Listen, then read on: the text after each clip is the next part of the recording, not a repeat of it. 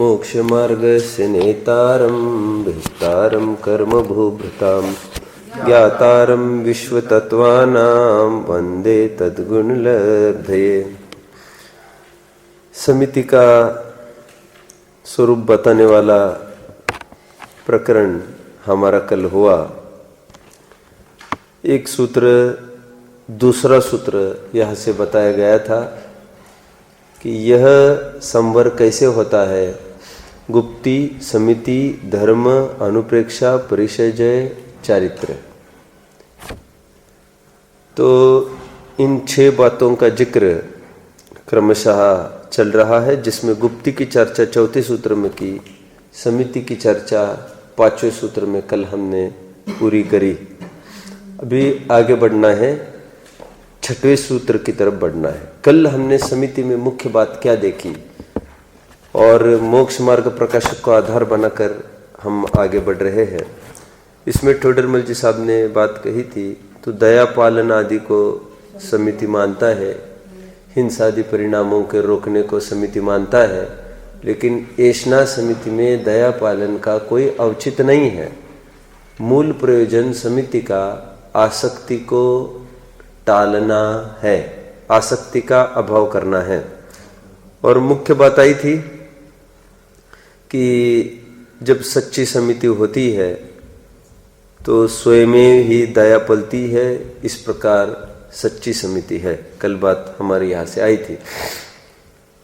कहने की बात इतनी सी है, अंतरंग स्थिरता, ये परमार्थ समिति स्थिरता के साथ स्वयमेव दया पलना, ऐसा शुभ भाव, वो व्यवहार समिति। व्यवहार समिति का अर्थ दया पालना मात्र, ऐसा नहीं लिया टोडरमल जी ने। क्यों? दया मात्र बोलने में कोई आपत्ति नहीं है, लेकिन दया पालना कहने में कर्तृत्व बुद्धि खड़ी दिखती है, इसलिए स्वयमेव दया पलती है। ये शब्दों का चयन टोडरमल जी ने किया है। इसमें कर्तृत्व बुद्धि नहीं झलकती है, सहज होता हुआ परिणाम झलकता है। मैं हमेशा इसलिए कहता हूं ना, गुरुदेव को बहुत जन आकर पूछते थे कि हमको पूजा पाठ आदि तो करना चाहिए ना, साधक जीव को ये तो करना चाहिए ना। तो गुरुदेव एक ही उत्तर देते थे, बोलो, साधक को अपने जीवन में ये आए बिना होता नहीं है, हुए बिना रहता नहीं है। नहीं, करना तो चाहिए ना, आए बिना रहता नहीं है। तो लोगों को ये लगता था भाई टोडरमल जी तो अच्छे थे, वे तो ये कहते थे जब तक शुद्धोपयोग में प्रवृत्ति ना हो तब तक शुभ भाव में प्रवृत्ति करना। और ये तो बोल रहे नहीं होता है। एक क्या तालमेल है इसमें। तो बात सीधी है। गुरुदेव को ये लगता था यदि हम कहेंगे हाँ हाँ साधक जीवों को करना, फिर उतना कर्तृत्व लेकर बैठेगा। इसलिए इसको एक ख्याल में आए, साधक जीवों को ऐसे भाव आए बिना रहेंगे नहीं। दया पलती है, स्वयमेव दया पलती है। बात आई, यहां से आगे बढ़ते हैं, धर्म की चर्चा करते हैं, सूत्र पढ़ते हैं हम। बैठिए, ये हर एक जन को मुंह जबान कंठस्थ होना चाहिए। वैसे तो ये सूत्र देखिए, उत्तम क्षमा मार्दव अर्जव, शौच सत्य संयम तप त्याग तपस्त्याग अकिंचन्य ब्रह्मचर्याणि धर्म। व्याकरण दृष्टि से विचारा जाए, व्याकरण को पूछा जाए तो महत्वपूर्ण बात क्या है इसमें? वेरी नाइस, धर्म कहकर एक वचनांत ये सूत्र है। और ये कहकर ये कहना चाहते हैं ये 10 अलग अलग धर्म नहीं है, एक होए तृणकाल में, बोलो, परमार्थनो पंथ, है ना, केवली पण्णतो धम्मो लोगुत्तमो। एक ही धर्म है, अरहंता सिद्धा साहू वत। धम्मा ये शब्द का प्रयोग नहीं हुआ है, धम्मो ऐसे एक वचनी प्रयोग हुआ है। एक ही धर्म को 10 प्रकार से देखा जा रहा है। मैं हमेशा बताता हूँ, जैसे कृष्ण है, उसी को यशोदा ने पाला, उसकी तरफ से उसको यशोदा नंदन कहते हैं। देवकी ने जन्म दिया, देवकी नंदन कहते हैं। पर्वत उठाया था गोवर्धन कहते हैं, गाय को पालते थे गोपाल कहते हैं, गोपियों के साथ क्रीड़ा करते थे गोपी वल्लभ कहते थे। एक ही जीव को कितनी तरफ से देखा जा रहा है, उसी को मुरलीधर, मंशीधर, चक्रधर, मुरारी, मुरारूपी राक्षसी को खत्म करके शत्रु खत्म करने वाले एक ही व्यक्ति को 10 प्रकार से देखा जा रहा है। एक चारित्र गुण की निर्मल पर्याय को, चारित्र गुण के विकास को 10 तरफ से देखा जा रहा है। उसी में क्रोध का अभाव वो क्षमा, उसी में मान का अभाव वो मार्दव, आदि आदि। और सर्वगुणांश तेज सम्यक्त्व युगपत एक साथ साइमल्टेनियसली सब में विकास होता है। जिस प्रकार बच्चे में उंगलियां, नाक, कान, आँख एक साथ वृद्धि को प्राप्त होती है, उसी प्रकार ये धर्म भी एक साथ वृद्धि को प्राप्त होते हैं। ये परमार्थ से ये 10 धर्म नहीं है, ये धर्म के 10 लक्षण हैं, और लक्षण तो 10 क्यों और अधिक भी हो सकते हैं। निशंकित, निकांक्षित, निर्विचिकित्सा आदि आदि, ये भी इसमें मिला दो तो ये सब ख्याल में आता है। हाँ, इनमें प्रचुरता मुनियों में ही पाई जाती है, तभी तो ये धर्म के धारक मुनियों को कहा जाता है, क्षमा, मार्दव, आर्जव आदि, क्योंकि उनका जीता जागता रूप है। जादू तो वह है जो सिर पर चढ़कर बोले, कहकर बोलना पड़े, यह जादू नहीं कहलाती। और मुनि के जीवन में क्षमा, मार्दव, आर्जव, शौच, सत्य, संयम, तप, त्याग, अकिंचन, ब्रह्मचर्य, ये सिर पर चढ़कर बोलता है। उनका ब्रह्मचर्य सिर पर चढ़कर बोलता है। सिर पर चढ़कर मतलब they need not mention by their own words, their body itself is परिचायक। क्या कहते हैं? अवाक विसर्गम वपुषाम निरूपयंतम। उनको बोलने की आवश्यकता नहीं है। अवाक विसर्गम वपुषाम, शरीर के माध्यम से मानो मूर्तिम इव, वो मोक्ष मार्ग मूर्तिम इव, मोक्ष मार्ग की मूर्ति समान उनका शरीर ही संपूर्ण मोक्ष मार्ग का कथन करने में, बोलिए, समर्थ होता है। मैं इसलिए बोलता हूं, कल भी बोला था, एंड प्रीचेस द बेस्ट, बोलो, एंड इट स्पीक्स नथिंग, है ना।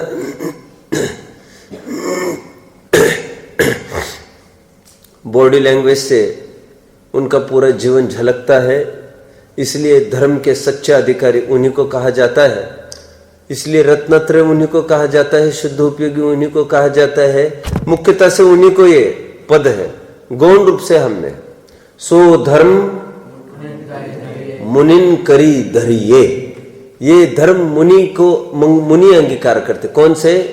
जो भाव मोहतय न्यारे दृग ज्ञान व्रताधिक सारे। ये सम्यक दर्शन ज्ञान चारित्र रूप धर्म, ये मुनि ही उसके धारक है। इन श्रावक को गौण किया जाता है। वहां पर चलना है आगे, एक एक का अर्थ भी समझना है। हम क्रम का औचित समझते हैं। पहले संधि विच्छेद करते हैं। उत्तम, क्षमा, मार्दव, आर्जव, शौच, सत्य, संयम, तपस, तपह, त्याग, अकिंचन, अकिंचनी, अकिंचन्य, अकिंचन्य, ब्रह्मचर्याणी, ब्रह्मचर्याणी, ये सब मिलके सम्यक ज्ञान, सम्यक दर्शन ज्ञान चारित्राणी। 2 आचार्यों की 2 विवक्षाएं हैं। एक विवक्षा में शौच पहले आता है, सत्य बाद में आता है। तो इसका क्या रहस्य है? तो दोनों धाराएं अपने पास है और आगे पीछे का तो सवाल ही खड़ा नहीं होता है। अक्रम रूप से तो पैदा ही होती है, क्रम रूप से इनका बखान होता है। तो क्रम तो कुछ भी हो, उसमें क्या फर्क पड़ेगा। लेकिन जो भी फर्क पड़ा है उसका कारण क्या है? जो शौच को पहले लिया है उसके पीछे लॉजिक यह है, क्रोध, मान, माया, लोभ की सीरियल के अनुरूप क्षमा, मार्दव, आर्जव, शौच सही पड़ता है। और जिन्होंने सत्य पहले रखा है, अन्य अन्य ग्रंथों में सत्य पहले रखने का, अब पूजन में भी देखेंगे सत्य को पहले लिखा गया है। सत्य को पहले रखने का तात्पर्य यह है, सत स्वभावी भगवान आत्मा को जाने बिना आगे के काम हो ही नहीं सकते, तभी ये गुण प्रकट होंगे। इसलिए सत्य को पहले रख दिया है उन्होंने। अपनी अपनी विवक्षाएं है। मैं हमेशा कहता हूं, ये गुणव्रत शिक्षाव्रत में भी हम देखते हैं कई आचार्यों ने जो गुणव्रत में रखा वो किन्हीं ने शिक्षाव्रत में डाल दिया। जैसे दिग्व्रत, देशव्रत, अनर्थ, दंडव्रत, ये तीनों को तत्वर सूत्र में गुणव्रत में डाला है। और अन्य ग्रंथों में आप देखेंगे, खासतौर पर संबंध भद्र स्वामी का रत्नकरण सावकाचार, वहां पर देश अवकाशिक कहकर उन्होंने उसको शिक्षाव्रत में ले लिया। फिर कुन मैंने कहा भी था आपको पिछले साल, सल्लेखना कुन स्वामी ने 12 व्रत में ले लिया, और इन्होंने किसी ने 12 व्रत में नहीं लिया, अलग से उसको ले लिया। सो अपनी अपनी अपेक्षाएं है। ये पैदा तो एक साथ होते हैं, उसमें क्रम पड़ा तो क्या फर्क पड़ता है, कथन में ही क्रम पड़ रहा है। तो ये भी हमने पक्ष विचारा। अभी इसका क्या क्रम, क्रम का तो ऐसे बता ही दिया मैंने अब भी कि शौच और सत्य, इसको लेकर ही मुझे क्रम का बताना था। अभी उत्तम ये पद क्या इंगित करता है, तो अकलंग स्वामी ने इसका अर्थ करते समय ऐसा किया, लौकिक प्रयोजन के निवारणार्थ, लौकिक प्रयोजन की सिद्धि के निवारणार्थ उत्तम शब्द का हमने प्रयोग किया है। अर्थात क्षमा, मार्दव, अर्जो आदि इनको जो धारण किया जाता है, यही लोक परलोक की कोई अपेक्षाओं को लेकर अंगीकारा नहीं जाता है, स्वयं उत्पन्न होता है। तो उत्तम शब्द का अर्थ सच पूछो तो सम्यक्त्व का सूचक ये हो गया। और क्षमा, मार्दव, अर्जो ये संज्वलन कषाय के तीव्र उदय में, अथवा यूं कहिए अनंतानुबंधी प्रत्यक्षानावरण के अभाव में प्रकट हुआ चारित्र का अंश वो क्षमा, मार्दव, अर्जो है। और उसी का भी अंश चौथे गुण स्थान में हुआ, तो क्षमा का अंश, उसको भी क्षमा कहते ही है। जो जिसका अंश हो उसको वह कहने की पद्धति है। कैसे? फॉर एग्जाम्पल बोलो। समुद्र के बूंद को, गंगा के पानी को कहा, ग्लास में भी है, उसको क्या कहा? गंगा। और वो उसको माथे पर लगाते हुए ऐसा पुनीत भाव आता है जैसे गंगा में जाकर डुबकी लगा रहे हैं। अन्य मोतियों की बात है। Part as a whole and whole as a part, ये फिगर ऑफ स्पीच प्रचलित है। तो उसी प्रकार यहां पर समझना, धर्म के अंश को भी धर्म कहा जाता है।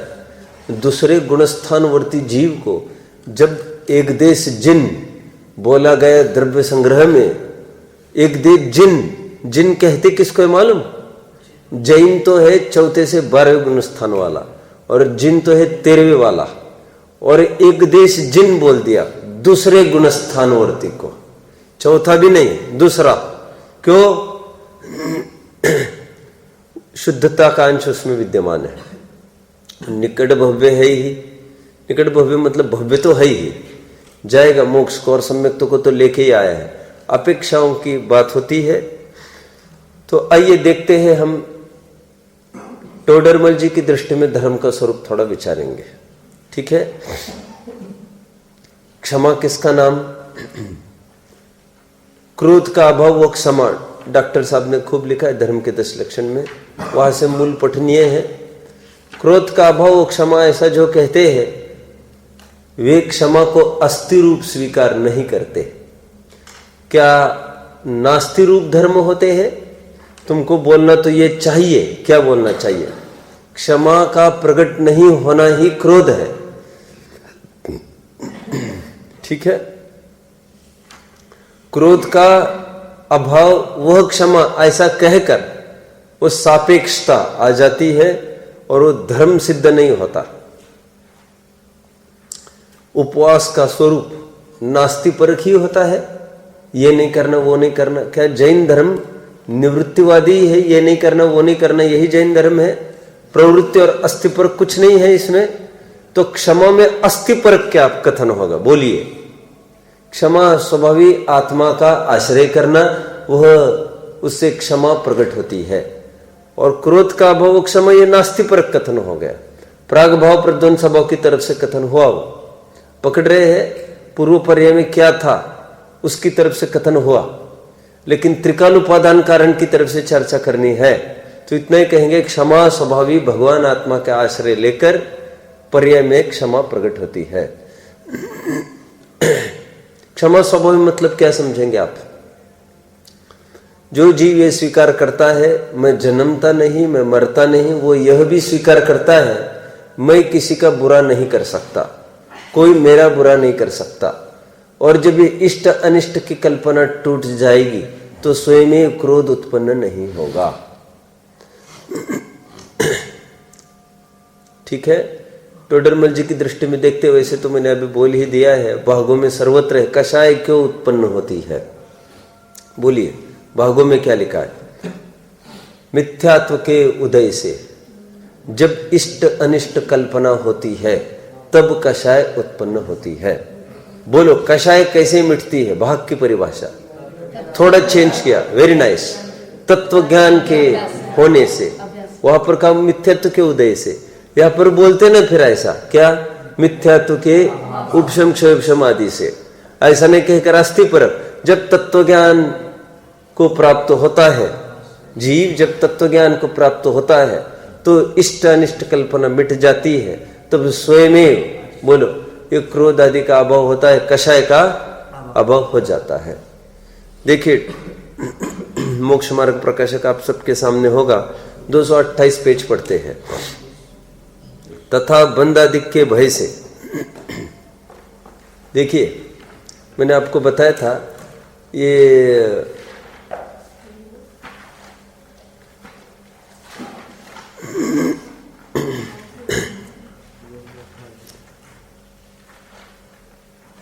तथा ग्रीड एंड फियर मेथड मैंने आपको बताया था, आपको याद होगा, ग्रीड एंड फियर कि कुछ प्रलोभन देकर, कुछ भय दिखाकर जीव को धर्म मार्ग में लगाया जाता है। शैली बोलो, शैली चरणान योग की शैली है। मैंने कहा था आपको कैरेट एंड स्टिक, याद आता है आपको? घोड़े को भगाने की दो पद्धतियां है, एक तो पीछे से डंडे लगाओ स्टिक मेथड, और एक तो है उसको आगे आगे की तरफ कैरेट दिखाओ, कैरेट मेथड। तो उसी प्रकार एक फियर और ग्रीड, उसी प्रकार जीव को धर्म मार्ग में लगाने के लिए चरणान योग की शैली बोलो, उसको स्वर्ग आदि का प्रलोभन दिया, नरक आदि दुर्गति का भय दिखाया, चरणान योग की शैली है।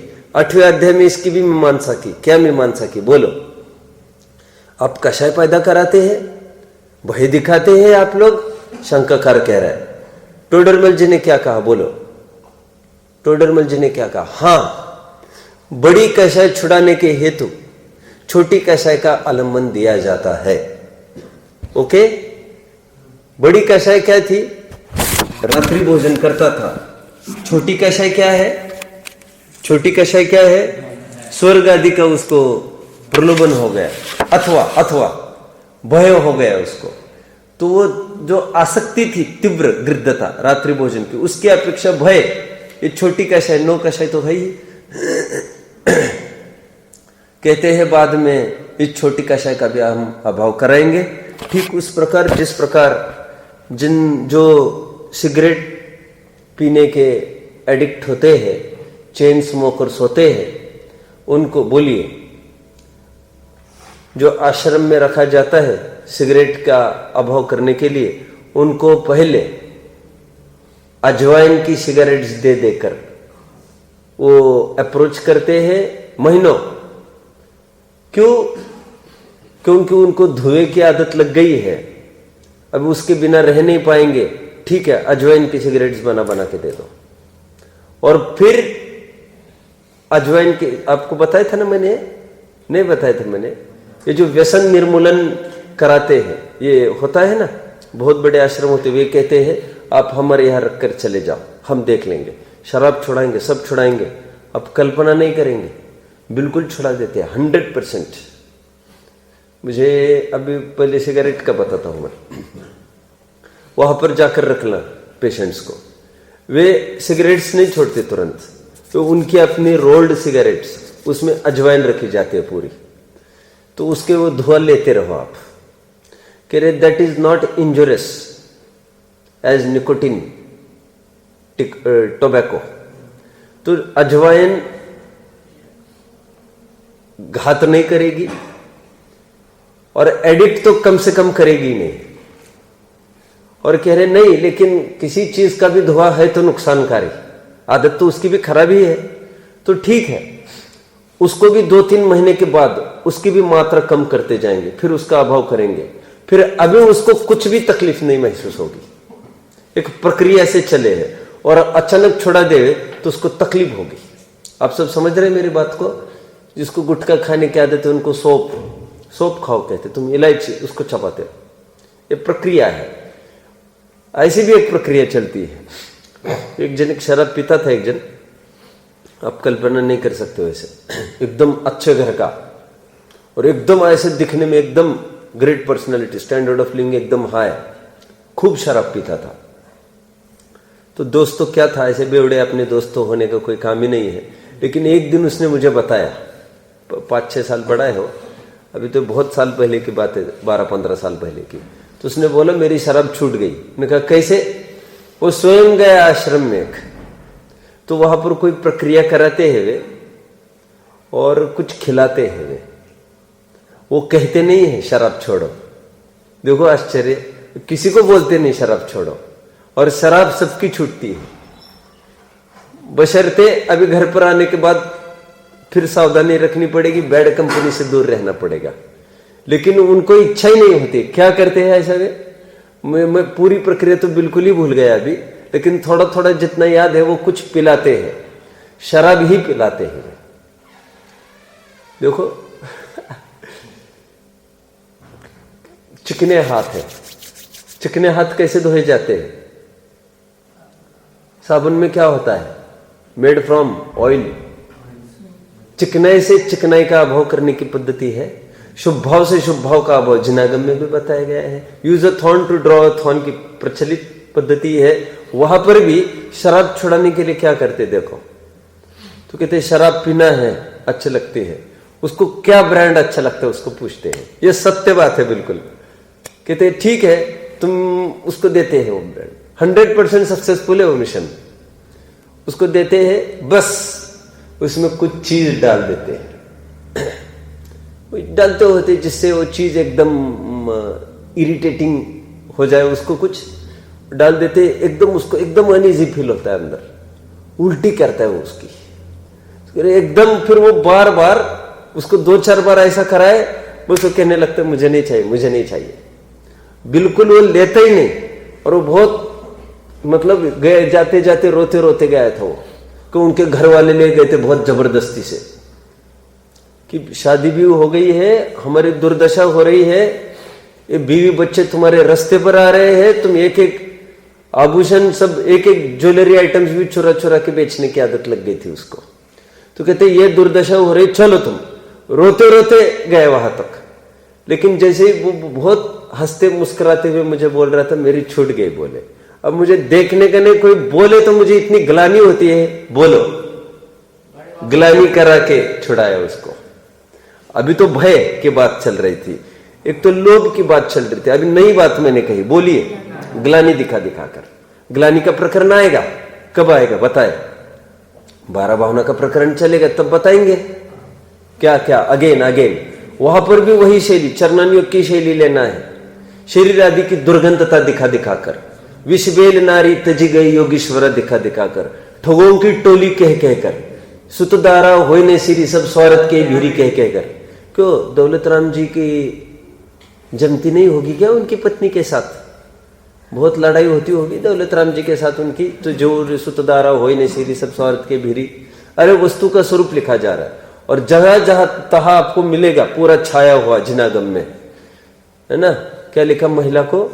ये किसी को ख्याल में है, मैथिली शरण गुप्त का नहीं है ये क्या लिखा है? तिरिया चरितम, बात को पूरी करो।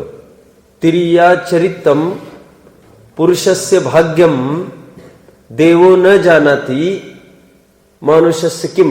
ये संस्कृत सही बोला क्या मैंने कि कुछ डिफेक्ट है इसमें? मुझे अतिवाती नहीं है, ये कुछ गलत हुआ होगा क्या? देवेश बोलना कुछ गलत हुआ होगा। अरे तुम मास्टर है ना, सुनो मैं संस्कृत जानता नहीं हूँ कुछ भी, मैं तो वैसे ही बोलता रहता हूँ। तो ये सोच कर कि आप संभाल लेंगे बात को। मैंने क्या बोला अभी बोलो, तिर्याचरितम। ये दिनकर कवि का है। दिनकर कवि ने लिखा कि तिर्याचरितम। क्या है तिर्याचरितम? अमन, 3 चारित्र। आहा, ओहो, वेरी लवली। अरे तिरिया मतलब स्त्री का चरित्र, स्त्री का चरित्र।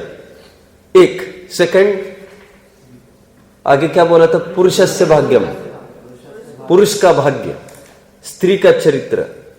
देवो न जानाति।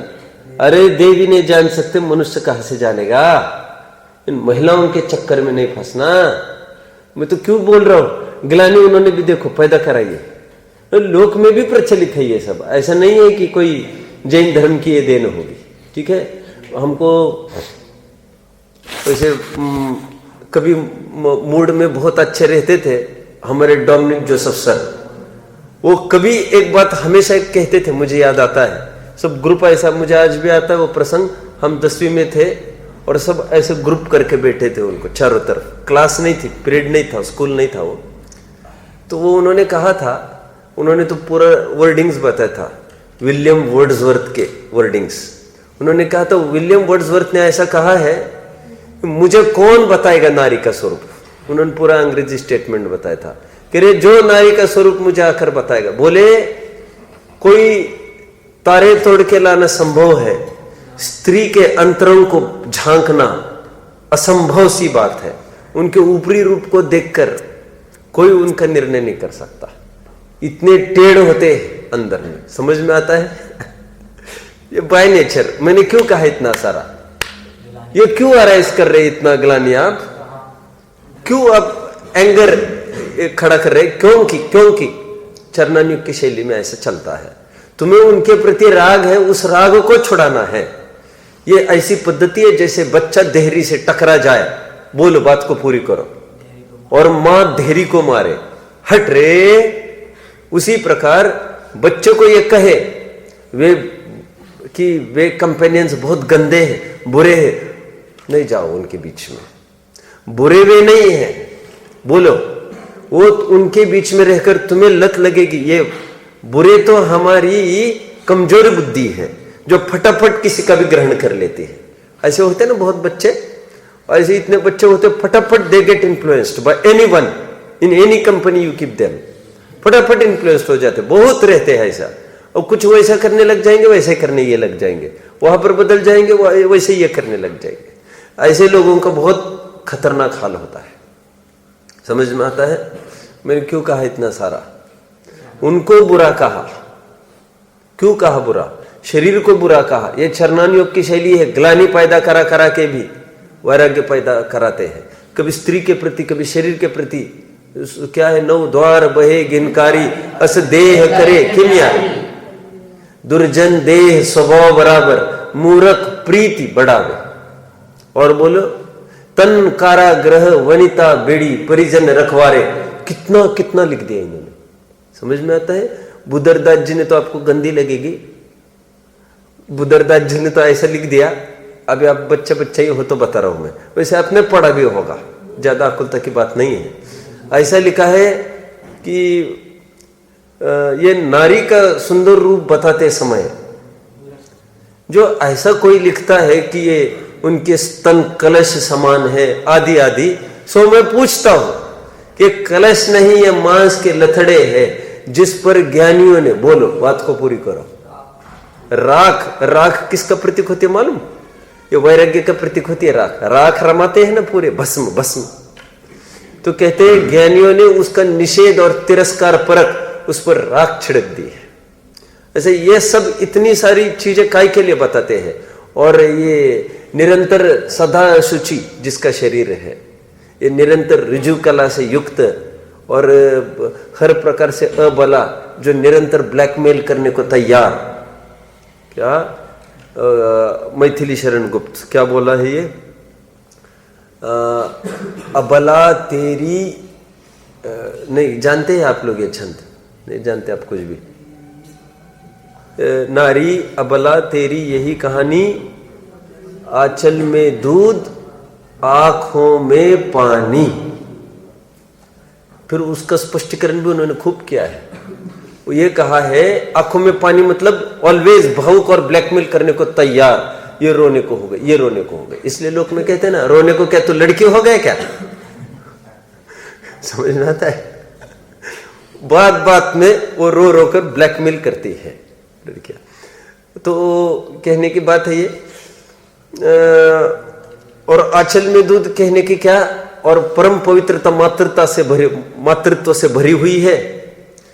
एक अर्थ तो ये लेंगे, दूसरा अर्थ ये लेंगे निरंतर उनके शरीर की संरचना इतनी इनसिक्योर है कि उनकी तरफ वो खराब दृष्टि से देखा ही जाता है। और उनकी वेशभूषा वैसी हो, केशभूषा वैसी हो, फिर तो कहना ही क्या। कितनी भी शालीनता से पेश आए, बाल ब्रह्मचारी हो, एजेड हो गई हो, सिर मुंडाती हो, फिर भी उनको देखकर विकार हो सकता है। सिरमत जी ने लिखा 90 साल की भी बुढ़ी हो, काली हो, कुबड़ी हो, फिर भी अकेले में नहीं रहना उसके साथ। मैं क्यों कह रहा हूं इतना सारा? ये आगे सूत्र चलना है वैसे तो 12 भावनाओं का। अभी तो धर्म की चर्चा चल रही है। यहां पर चरणान योग की शैली, मैंने क्या बोला, कैरेट एंड स्टिक थ्योरी कहते हैं इसको। ये दार्शनिक फिलोसॉफी में ऐसा बोलते हैं इसको कि ग्रीड दिखाकर, फियर दिखाकर उसको वहां पर कराना। ठीक है। एक बार भूल तो गए हो पूरी बात को, अखबार में लिख कर आई थी, मुस्लिम का लेख था कि जन्नत के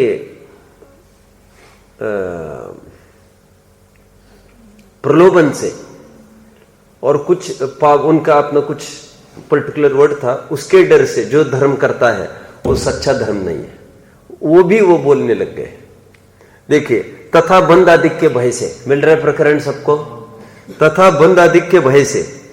मैंने पिछले साल पूरा लिया था, संकित कुछ याद आ रहा है? एक एक घंटा एक चलाए थे मैंने, एक घंटे। और जीव तत्व तो संबंधी भूल वगैरह दो तीन घंटे चलाए थे मैंने। और पहला चैप्टर मैंने आपको यही पढ़ाया था कि शायद पहला चैप्टर यही पढ़ाया था मैंने, तब रिकॉर्डिंग नहीं कराता था। सुनो क्या बात है, स्वर्णिम क्या है, क्या क्यों? अच्छा, पूजन वाला पहले पढ़ाया था। अच्छा, पूजन वाला पहले पढ़ाया होगा, 7 तत्व संबंधी भूल फिर पढ़ा होगा। ठीक है, चलो ओके। अरे पाठ की बात चल रही है, वो तो कोई भक्ति भजन की बात नहीं चल रही है यहाँ पर। तथा बंद आदि के भय से अथवा स्वर्ग मोक्ष की इच्छा से क्रोध आदि नहीं करते, परंतु वह क्रोध आदि करने का अभिप्राय तो मिटा नहीं है। ये पकड़ रहे सब, अभिप्राय नहीं मिटा है, वो सशर्त कंडीशनल लव है उसका। क्या बोला मैंने?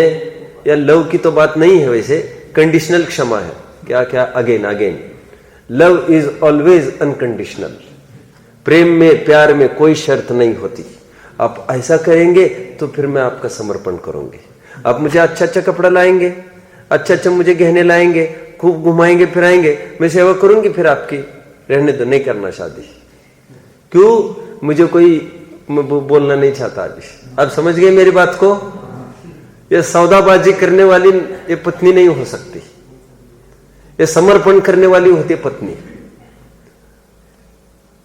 पकड़ रहे? मैं क्यों बोल रहा था इतना सारा वैसे? कंडीशनल, इसकी क्षमा कंडीशनल है।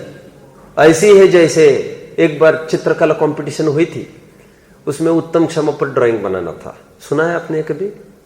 मेरे से नहीं सुना है तो बताओ ना, मैं फिर थोड़ा मस्का लगा के उसको। तो कंपटीशन हुई, सबको उत्तम क्षमा पर अपना अपना स्केच बना के देना है, इसका मूल्यांकन करेंगे अपन। तो जिसको सेकंड मिला था वो फिगर ये था, क्या फिगर होगा? एक तरफ खड़ा है कृष्ण, एक तरफ खड़ा है, बोलो, शिशुपाल। शिशुपाल जानते हो आप? शिशुपाल नहीं जानते आप? कौन था ये शिशुपाल? अरे ये शिशुपाल वध किया था ना उसने, शिशुपाल वध, सुदर्शन चक्र चलाया था, फिर उस पर उसको कहा था देखो शिशुपाल ने कोई गलती करी तो एक, उसने प्रतिज्ञा ली थी कृष्ण ने, मैं इसकी 100 गलतियां माफ करूंगा, उसके बिना मैं चक्र नहीं चलाऊंगा इस पर। फिर जैसे एक गलती करता, एक application, sorry I am very sorry, please, हाँ चलो ठीक है, हाँ सही बात है। चलो सुनो, एक काउंटडाउन चल रहा है इसका, 2 3 4, तो कहते हैं सुनो सुनो, वो जो सेकंड रैंक दिया है उसको और उत्तम क्षमा का अधिकारी उसको दिखाया है, ये उत्तम क्षमा का अधिकारी बिल्कुल हरगिज नहीं है। क्यों?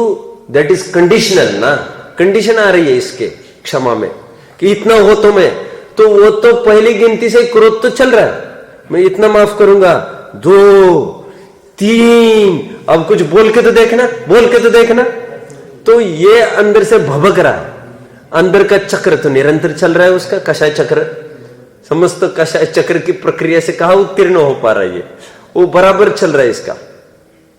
तो उत्तम क्षमा तो वो है जो कोई ऐसी शर्तें नहीं डालता हो, फिर नहीं ऐसा करेंगे तो ऐसा करेंगे, हम देखो हम यहां तक तो बर्दाश्त कर सकते हैं, ये कंडीशनल हो गया, समझ में आता है? क्षमा कंडीशनल नहीं होती। देखो वैसे तो डॉक्टर साहब ने भी लिखा है, वैसे तो हमारे साथ कोई अच्छे से बात करे हम सबके साथ अच्छे, लेकिन हमको जब कोई ऐसा कहता है ना तो फिर हमसे सही नहीं जाती।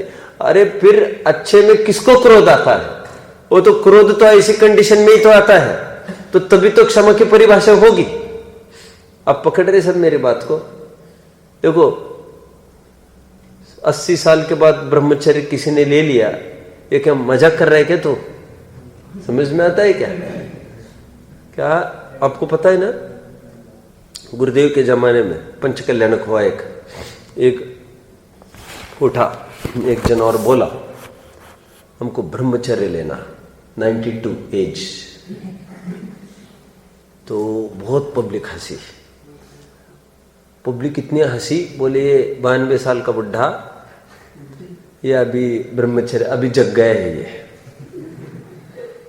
तो गुरुदेव was a very mild person, एकदम माइल्ड था आदमी वो। तो फिर उन्होंने बोला, सोचा इसका क्यों हम डाउन करें उत्साह को, डजंट मैटर। बोले कोई बात नहीं, कोई बात नहीं, खड़े रहो खड़े रहो। देखो उनकी माइल्डनेस पराकाष्ठा की है। तो फिर गुरुदेव ने तुरंत दूसरी बात कही, क्या कहा बोलो? ब्रह्मचर्य के लिए नियम है ना, दोनों जन सामने चाहिए। बहन कहा है, बहन मतलब पत्नी को भी बहन कहते गुजराती लोग, समझ में आता है? गुजरातियों में बहन ही होती है सब। तो बहन कहा है, बहन को खड़ा करो।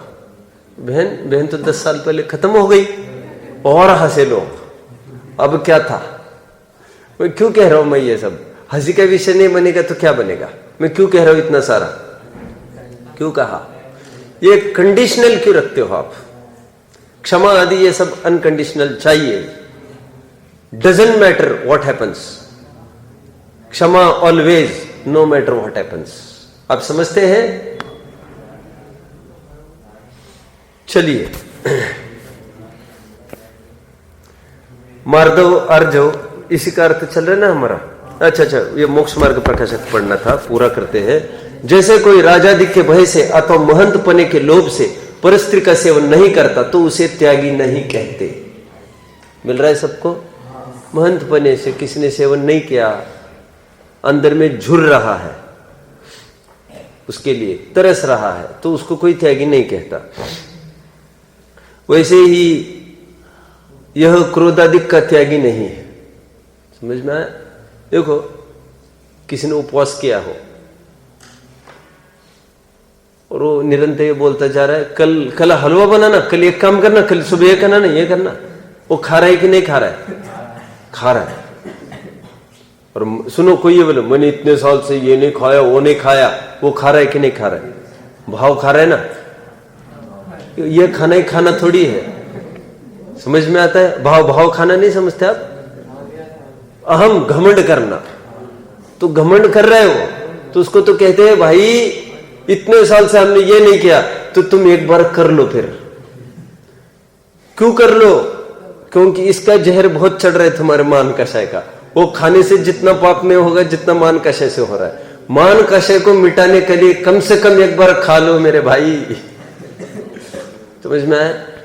याद है ना आपको उत्तम मार्दों में ये सब प्रकरण आया है। वो मासोपवासी मुनिराज निकलते थे और चावल का एक ग्रास भोजन कर लेके फिर आहार का त्याग करते थे। सुना है ना आपने? सुना है? मासोपवासी मुनिराज महीने के बाद आते थे, एक ग्रास खाते थे, चले जाते थे।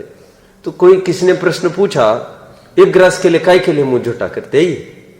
मतलब ये तो बात पक्की है, तो उसके बिना रह ही सकते होंगे ना। जो महीना भर कुछ नहीं खाता तो 31वें दिन उसको काय के लिए ग्रास चाहिए? अच्छा रिकॉर्ड बन जाएगा। तो कहते सुनो, और पहले रिकॉर्ड सब टूट जाएंगे अधिनाथ एटसेट्रा एटसेट्रा के। तो कहते उनको रिकॉर्ड नहीं तोड़ना है, निरंतर भभकती हुई मान कषाय को तोड़ना है अंदर में।